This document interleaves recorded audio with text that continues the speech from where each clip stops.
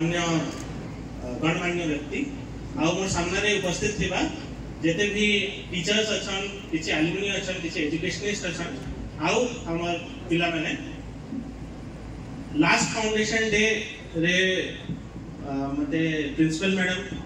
request करथिले जेते बेले भी गोटे कॉलेज के डका हेसी तार गोटे उद्देश्य त थिसी कि हां किछि गोटे फंक्शन अछि गेस्ट डाकर अछि बट गेस्ट बासला बेले सब बेले बहुत पछाडे गहन उद्देश्य गोटे थिसी कि किछि गोटे डिमांड करबार अछि एटा मैं ई बेसिस रे ट्राई करबार कि इनोर बोली मोर बापा मा दुई जन टीचर त हमर घरे भी यही चर्चा चलसी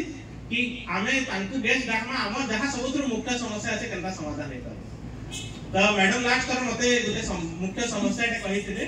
कि पछाड साइड रे हमर लाइट नै न बिल्कुल भी त वेरी हैप्पी कि फाइनली सेटा हे जाई छै